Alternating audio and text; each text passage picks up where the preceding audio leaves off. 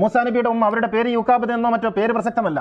മൂസാ നബിയുടെ ഉമ്മ എന്നാണ് ഖുർആൻ പറഞ്ഞിരിക്കുന്നത്. ആ ആയത്ത് ഇങ്ങനെയാണ്, വഔഹൈന ഇലാ ഉമ്മി മൂസ, മൂസയുടെ ഉമ്മയ്ക്ക് നാം വഹി നൽകി. എന്താണ് മുസ്ലിയാരെ ഇതിന്റെ അർത്ഥം? ഔഹൈന എന്ന് പറഞ്ഞാൽ വഹി നൽകി എന്നല്ലേ? ഇന്നാ ഔഹൈന ഇലൈക, മുഹമ്മദ് നബിയോട് പറയുന്നു ഇന്നാ ഔഹൈന ഇലൈക, നിനക്ക് നാം വഹി നൽകി. ഇതേ പ്രയോഗമാണ് വഔഹൈന ഇലാ ഉമ്മി മൂസ, മൂസയുടെ ഉമ്മയ്ക്ക് നാം വഹി നൽകി. എന്താ ഇത് തമ്മിലെ വ്യത്യാസം? വഔഹൈന ഇലാ മൂസ എന്ന് പറയുമ്പോൾ മൂസയ്ക്ക് നാം വഹി നൽകി എന്നും, വഔഹൈന ഇലൈക എന്ന് പറയുമ്പോൾ മുഹമ്മദ് നബിയെ നിങ്ങൾക്ക് നാം വഹി നൽകി എന്നും, വഔഹൈന ഇലാ ഇബ്രാഹിം എന്ന് പറയുമ്പോൾ ഇബ്രാഹിം നബിക്ക് വഹി നൽകി എന്നും അർത്ഥം വെക്കുന്ന മുസ്ലിയാക്കൂട്ടം വഔഹൈന ഇലാ ഉമ്മി മൂസ എന്ന് പറയുമ്പോൾ മൂസയുടെ ഉമ്മയ്ക്ക് നാം തോന്നിപ്പിച്ചു എന്ന് പറയും. ഇതിന്റെ കാരണം മൂസയുടെ ഉമ്മ സ്ത്രീയായിരുന്നു എന്നുള്ളതാണ്. സ്ത്രീ പ്രവാചകയാകാൻ യോഗ്യമല്ല എന്ന് ഇവർ എഴുതി വെച്ചു. ആരെഴുതി വെച്ചു? അല്ലാഹു അല്ല, ഈ മുസ്ലിയാക്കൂട്ടം എഴുതി വെച്ചു. ഇവരുടെ തമ്പുരാക്കന്മാർ എഴുതി വെച്ചു. ഇവർക്ക് ഫണ്ട് കൊടുക്കുന്ന അധികാരി വർഗം എഴുതി വെച്ചു. മുആവിയ എഴുതി വെച്ചു. ആ എഴുതി വെച്ചതിനനുസൃതമായി അല്ലാഹുവിന്റെ കിതാബിനെ വക്രീകരിച്ച് വ്യാഖ്യാനിക്കുകയും തെറ്റായി അർത്ഥം കൽപ്പിക്കുകയും ചെയ്തു.